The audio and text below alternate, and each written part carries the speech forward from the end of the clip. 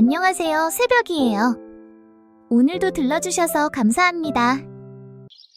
충청도 어느 산자락 아래 비바람에 시달려 처마 한쪽이 기울어진 초가 3칸이 있었다. 그 집이 바로 박씨 할매 집이었다. 동네 사람들은 그 여자를 장돌개 할매라 불렀다. 장날만 되면 장터를 휩쓸고 다니는 돌갯바람처럼 어디서든 나타나 억척스럽게 장사를 한다 하여 붙은 이름이었다. 할매의 본명은 박기순, 나이 62. 60이 넘었다고는 믿기지 않을 만큼 허리는 고닫고 눈빛은 칼날처럼 날카로웠다. 젊은 시절 남편을 잃은 뒤 기수는 홀로 6남매를 키워냈다. 큰아들 춘복이부터 막내아들 칠복이까지. 어느 하나 손이 안 간 자식이 없었다. 남편이 죽던 해 칠복은 겨우 3살이었다. 기순이 어떻게 살아왔는가? 봄이면 산에 올라 나무를 캐고, 여름이면 남의 밭에서 품을 팔고, 가을이면 추수가 끝난 들판에서 떨어진 나달을 주었다. 겨울이 오면 집신을 삼아 장에 내다 팔았다. 보리밥에 물을 말아 간장 찍어 먹는 날이 태반이었고, 그마저 없는 날에는 감자 몇 알을 쪄 물로 목을 넘겼다. 그 세월 동안 기순의 손은 늘 갈라져 있었다. 마디마다 피가 터지고 굳은 살은 겹겹이 박혔다. 자식들은 그 손을 보고도 괜히 눈을 피하곤 했다. 그렇게 세월이 흘러 자식들은 장성했다. 아들 셋은 장가를 들었고 기수는 평생 고생하며 모은 돈으로 자식들에게 작은 초가집 한 채씩 마련해 주었다. 그게 그녀의 전 재산이었다. 딸 둘도 시집을 보냈다. 그러고 나니 남은 것은 기울어진 초가집 한 채와 막내 칠복뿐이었다. 자식들 가운데 인물도 반듯하고 성품도 가장 뛰어난 막내였건만 칠복은 어머니를 모시느라 장가도 가지 못했다. 줄 것이 없었기 때문이다. 어머니도 알고 칠복도 알았다. 하지만 두 모자는 그 이야기를 단 한 번도 입 밖에 낸 적이 없었다. 칠복은 나무꾼이었다. 새벽이면 산에 올라 나무를 해 장에 내다 팔고 남는 시간에는 어머니의 밭일을 도왔다. 키가 크고 어깨가 넓은 청년이었다. 웃음은 많았지만 말은 적었다. 그해 늦여름, 칠복 나이 20이었다. 장날이었다. 기수는 새벽 닭이 울기 전에 일어나 전날 산에서 뜯어온 나무를 하나씩 꺼내 손질했다. 취나물, 고사리, 참나물, 쑥. 줄기 하나 삐뚤지 않게 가지런히 다듬어 묶었다. 묶음의 크기도 똑같이 맞췄다. 그 솜씨가 벌써 신의 내공이었다. 날이 밝기 전에 나물들을 보자기에 곱게 쌓아 등에 얹었다. 장터까지는 10리길. 기수는 쉬지 않고 걸었다. 장터 안쪽 늘 앉던 자리였다. 20년 넘게 같은 곳에서 장사를 해온 자리였다. 그만큼 단골도 많았다. 백시댁 안악, 삼거리 주모, 서당 혼장댁 부인. 이 사람들은 기순의 나물만 샀다. 이유는 하나였다. 박씨 할매 나물은 손질이 다르다니까. 며칠 놔둬도 풀이 죽질 않아. 그날도 손님이 줄을 섰다. 그런데 정오쯤 되었을 때였다. 옆자리에 처음 보는 안악 하나가 짐을 풀었다. 나이 40쯤 되어 보였다. 눈꼬리는 위로 올라가 있었고 입술은 얇았다. 나물 양은 기순 것보다 2배는 많았지만 사람들은 죄다 기순나물 앞에만 모여들었다. 처음 온 손님조차 기순 앞에 서서 물었다. 할매, 이거 얼마요? 값을 듣고는 흥정도 없이 그대로 사갔다. 옆자리 안악이 목청을 높였다. 이리 오시오. 나물 싸게 드리리다. 방금 캐온 거요. 그래도 아무도 오지 않았다. 안악의 눈이 슬그머니 기순에게 꽂혔다. 1시경쯤 지났을까? 안악이 갑자기 자리를 비웠다.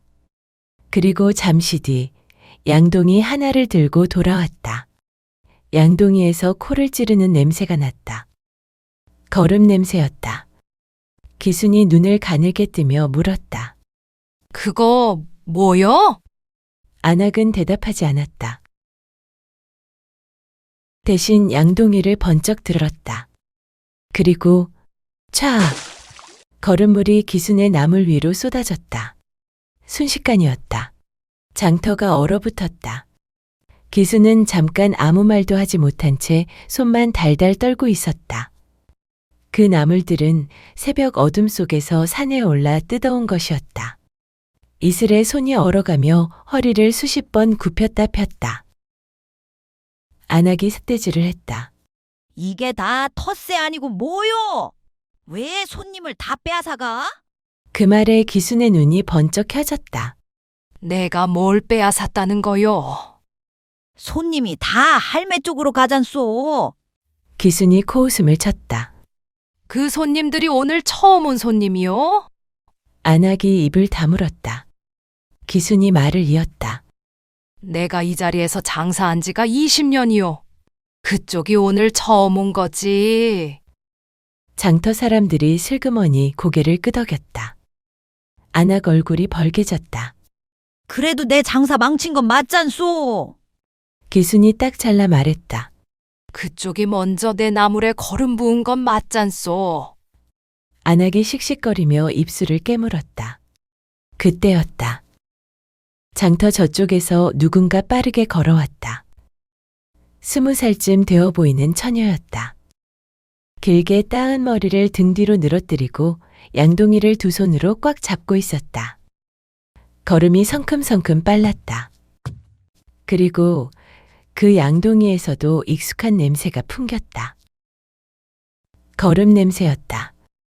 안악이 그걸 알아채고 눈이 휘둥그레졌다. 야, 야, 야! 거기 서라! 뭐 하는 거냐? 처녀는 멈추지 않았다. 2걸음, 3걸음. 그리고 안악 앞에 딱 섰다. 다음 순간, 촤! 처녀가 들고 있던 양동이를 그대로 뒤집었다. 거름물이 안악의 나물 위로 시원하게 쏟아졌다. 장터가 순식간에 조용해졌다. 안악이 펄쩍 뛰며 소리질렀다. 이것이 미쳤나? 뭐 하는 짓이야? 처녀는 빈 양동이를 바닥에 내려놓았다. 그리고 안악을 똑바로 바라보며 눈 하나 깜짝하지 않았다. 그쪽은 뭐 하는 짓입니까? 안악이 기가 막혀 말을 더듬었다. 뭐? 저 할머니 나물에 먼저 거름 부은 건 댁 아니요? 장터 사람들이 웅성거렸다. 나는 그냥 똑같이 했을 뿐입니다. 안악 얼굴이 새빨개졌다. 어린 것이 지금 나한테 대들어? 네가 뭔데? 왜 끼어들어? 처녀가 한 걸음 더 앞으로 나섰다. 목소리는 여전히 담담했다. 우리 할머니요. 장터가 다시 한번 술렁였다. 뭐, 할머니? 안악이 어이없다는 듯 비웃었다. 저 할매가 네 할매라고? 처녀가 고개를 끄덕였다. 예, 그리고 또박또박 말했다. 새벽부터 산에 올라 뜯어온 우리 할머니 나물에 거름을 끼웠는데 가만히 보고 있을 손녀가 어디 있겠소? 안악이 씩씩거리며 소리를 질렀다. 인연이 아주. 그쪽이 먼저 한 일을 내가 그대로 돌려드린 것뿐인데 왜 소리를 빽빽 지르는 거예요? 장터 사람들 사이에서 킥킥 웃음이 터졌다. 어떤 노인이 말했다. 맞는 말이구먼. 그러게 말이야. 안악은 더 말할 수가 없었다. 주변을 둘러보았지만 아무도 편을 들어주지 않았다. 결국 씩씩거리며 나물짐을 챙기기 시작했다. 재수 없어. 오늘 장사 다 망했네. 그리고 돌아서며 소리쳤다. 내 눈에 다시 띄어봐라. 처녀가 태연하게 대답했다. 장날마다 나오세요. 저도 장날마다 나올 테니까. 그 한마디에 장터에서 웃음이 터졌다. 어떤 사람은 박수까지 쳤다. 안학은 얼굴이 새빨개진 채 장터 밖으로 사라졌다. 기수는 걸음에 젖어 망가진 나물 앞에서 그 처녀를 바라보고 있었다. 갑자기 기순의 눈이 뜨거워졌다. 남편이 죽었을 때도 자식들 앞에서는 끝내 눈물을 삼켰던 기순이었다. 그런데 오늘은 이상하게 눈물이 올라왔다. 처녀가 다가왔다. 할머니, 괜찮으세요? 기순이 눈을 훔쳤다. 나는 괜찮다. 근데 너는 네 집 딸이냐? 처녀가 웃으며 말했다. 얼마 전에 이 고을로 거처를 옮겨왔어요. 강옥이라 합니다. 강옥이? 기순이 걸음 묻은 나무를 내려다보며 말했다. 이 나물은 이제 못 팔겠구나. 강옥이 광주리를 들어 올렸다. 제가 버리고 올게요. 기순이 손을 내저었다. 됐다. 무겁다. 괜찮아요. 이 정도는 가볍습니다. 그리고 씩 웃었다. 어르신, 댁이 어디세요? 기순이 잠시 처녀를 보다가 말했다. 느티나무 있는데 아느냐? 예, 거기서 한 굽이 돌아가면 초가지집 있다. 강옥이 고개를 끄덕였다. 알아요. 어제 지나가다 봤어요. 그렇게 두 사람이 장터를 나섰다. 집 앞에 다다랐을 때였다. 산에서 나무를 해내려온 칠복이 마당에 서 있었다. 지게를 내려놓으려다 고개를 든 순간 칠복의 눈이 멈췄다. 어머니 기순이 낯선 처녀와 나란히 걸어오고 있었다. 무언가 이야기를 하며 오는데 어머니의 입꼬리가 살짝 올라가 있었다. 칠복은 잠깐 눈을 비볐다. 어머니가 웃고 있는 걸 본 게 도대체 언제였던가. 칠보가 왔냐? 기순이 먼저 말을 건넸다. 칠복이 멍하니 서 있다가 대답했다. 예, 어머니. 그리고 옆에 선 처녀를 힐끗 바라보았다. 근데 이분은 기순이 태연하게 말했다. 오늘 장터에서 나 도와준 처녀다. 이름은 강옥이? 처녀가 고개를 살짝 숙였다. 처음 뵙겠습니다. 칠복도 얼떨결에 고개를 끄덕였다. 아, 예. 그 이상 말이 나오질 않았다. 기순이 강옥이를 바라보며 말했다. 물이라도 한 잔 마시고 가거라. 강옥이 손사래를 쳤다. 아니에요. 아버지가 기다리실 거예요. 그러고는 칠복을 한번 보고 웃었다. 그럼 안녕히 계세요. 강옥이 마당 밖으로 나갔다. 칠복은 그 뒷모습을 멍하니 바라보고 있었다. 기순이 툭 말했다. 이놈아, 입 좀 다물어라. 칠복이 깜짝 놀랐다. 예? 발이 들어간다. 칠복이 황급히 입을 다물었다. 기순이 피식 웃으며 집 안으로 들어갔다. 저녁을 먹으며 기순이 장터에서 있었던 일을 이야기했다. 칠복이 숟가락을 멈췄다. 부었다. 걸음을요? 그 처녀가요? 똑같이 붓더라니까. 그 안악 나물에다. 칠복이 잠깐 말을 잃었다. 그리고 중얼거렸다. 대단한 분이네요. 기순이 국을 한 숟갈 떠먹으며 말했다. 그러게 말이다. 그 안악이 얼굴이 벌개져서는 내가 그때 얼마나 속이 시원하던지. 그리고 슬쩍 덧붙였다. 쓸만한 처녀더라. 칠복이 밥을 먹으면서도 자꾸 마당 쪽을 힐끗거렸다. 기순이 그걸 다 보고 있었다. 거기 봐도 없다. 칠복이 멈칫했다. 예? 네 눈이 자꾸 밖으로 나가잖니. 칠복이 아무 말도 못하고 밥그릇만 내려다봤다. 귀가 빨개져 있었다. 기순이 그걸 보고 속으로 중얼거렸다. 이 녀석 장가 갈 때가 됐구나. 이틀 뒤였다. 칠복이 산에서 나무를 해 내려오다가 느티나무 아래 샘터를 지나고 있었다. 지게를 진 채 그냥 지나치려던 순간 발이 딱 멈췄다. 샘가에 강옥이 서 있었다. 치마를 걷어올리고 물동이에 물을 붓고 있었다.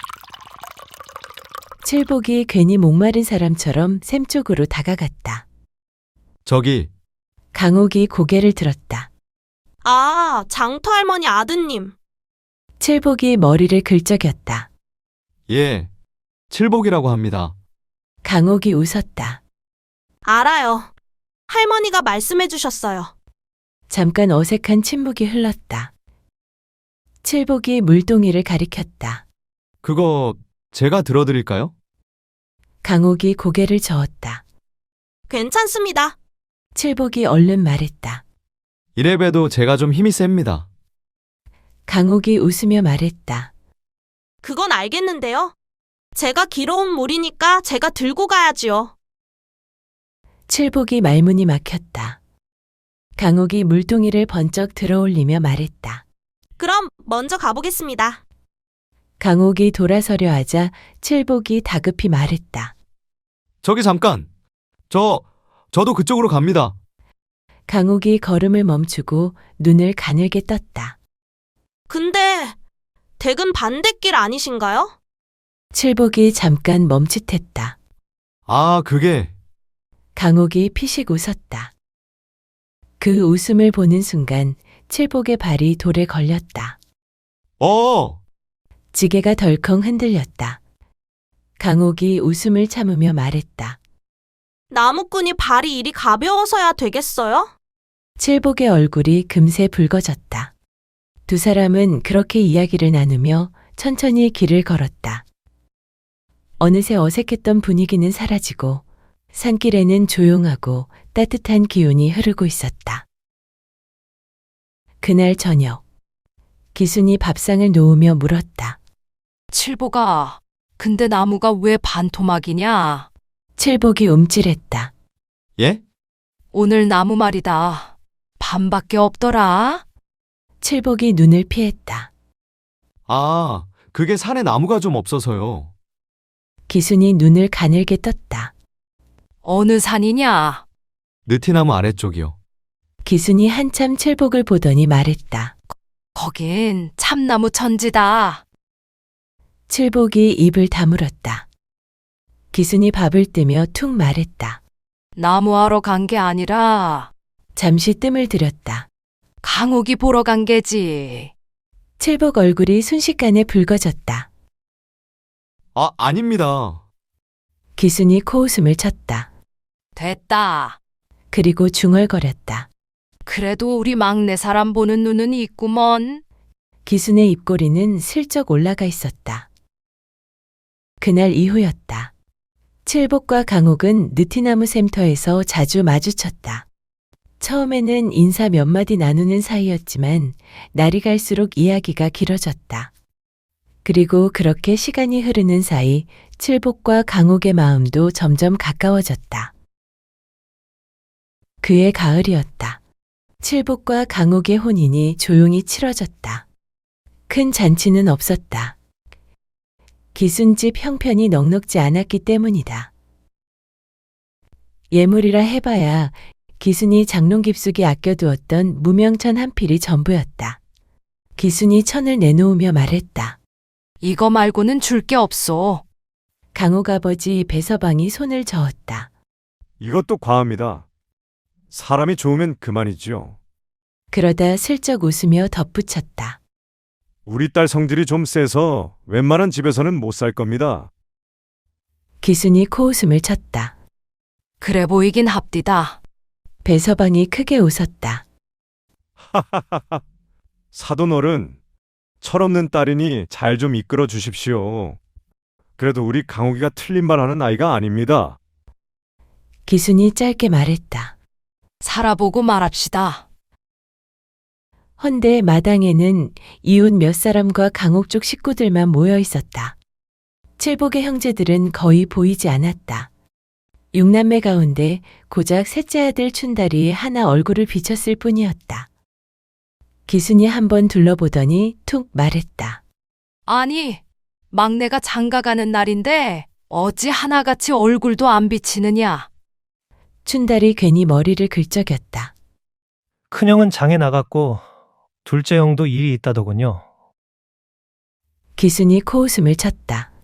그래? 돈 준다 할 때는 냉큼 오더니 그때는 시간이 남아 돌았나 보지. 춘달이는 아무 말도 하지 못했다. 잠시 뒤 기순이 다시 입을 열었다. 장남이라고 제일 큰 돈을 썼다. 그래도 그 집 문턱이 닳도록 드나들 줄 알았지. 내가 가면 어찌나 눈치를 주던지. 밥 한 술 뜨기도 편치 않더라. 그리고 툭 덧붙였다. 그렇게 효도하겠다고 하더니 춘달이가 작게 말했다. 어머니, 다들 형편이 있어서 그렇겠지요. 기순이 짧게 내뱉었다. 형편은 무슨 사람 마음이 없는 거지. 마당이 잠깐 조용해졌다. 옆에 서 있던 강옥이 조심스럽게 입을 열었다. 어머님, 기순이 고개를 돌렸다. 강옥이 부드럽게 웃으며 말했다. 오늘은 좋은 날이니 그런 말씀은 나중에 하셔도 되지 않겠습니까? 기순이 한참 강옥을 바라보았다. 그러다 짧게 말했다. 그래, 오늘은 네 날이지. 그리고 손을 털며 불렀다. 칠보가, 손님들 밥상이나 더 챙겨라. 칠복이 얼른 움직였다. 강옥이 집에 들어온 지 반년이 지났다. 강옥은 시어머니를 살뜰히 모시고 집안일도 흠잡을 데 없이 해냈다. 하지만 그 사이 6남매 가운데 집에 찾아온 형제는 하나도 없었다. 어느 날이었다. 큰아들 춘복이 찾아왔다. 기순이 마루에 앉아있다가 물었다. 네가 어쩐 일이냐? 춘복의 몰골은 말이 아니었다. 수염은 덥수룩하고 옷은 해져 누가 봐도 거짓골이었다. 기순이 눈을 찌푸렸다. 근데 너 꼴이 왜 이 모양이냐? 춘복이 머뭇거리다 말했다. 어머니, 상의 드릴 일이 있어서요. 무슨 상이? 춘복이 기침을 한 번 했다. 돈이 좀 필요해서 기순의 눈이 좁아졌다. 얼마? 10량만 빌려주십시오. 기순의 눈썹이 꿈틀했다. 뭐? 10량? 잠시 침묵이 흘렀다. 내가 10량이 어디 있냐? 춘복이 더듬거렸다. 그래도 어머니가 평생 모으신 게 기순이 잘났다. 평생 모은 것 너희 다 주고 없다. 내가 막내한테 얼마나 미안한 줄 아냐? 춘복이 결국 고개를 숙였다. 어머니, 그게 사실은 도박빚입니다. 못 갚으면 그놈들이 저 죽이러 올지도 모른다고요. 마당이 조용해졌다. 잠시 뒤 기순이 말했다. 나가라! 춘복이 놀랐다. 어머니, 나가라 했다! 춘복은 더 말하지 못하고 돌아섰다. 부엌에서 일을 하던 강옥은 그 이야기를 다 들었다. 기수는 저녁 밥상 앞에 앉아 있었지만 수저를 들지 않았다. 강옥이 기순이의 손에 수저를 쥐어주었다. 어머님, 조금이라도 뜨세요. 기순이 고개를 저었다. 됐다. 그래도 조금 드셔야지요. 다 들었냐? 예. 기순이 낮게 말했다. 창피하지 않냐? 강옥이 되물었다. 뭐가요? 저런 자식 둔 게. 강옥이 조용히 말했다. 창피한 건 어머님이 아니라 큰아주버님이죠. 기순이 말이 없었다. 강옥이 덧붙였다. 어머님은 평생 자식 키우느라 고생만 하셨습니다. 잠시 침묵이 흘렀다. 기순이 국을 한 숟갈 떠먹더니 가만히 고개를 끄덕였다. 며느라, 이 국 참 맛나다. 강옥이 웃었다. 그 말이 기순이 할 수 있는 가장 큰 칭찬이라는 걸 이제는 알고 있었기 때문이다. 춘복이 돌아간 뒤였다. 기순은 겉으로는 아무렇지 않은 듯 지냈지만 그날 이후 마음이 편치 않았다. 며칠 뒤부터였다. 기수는 새벽이면 몰래 집을 나섰다. 어머니, 이른 새벽부터 어디 가십니까?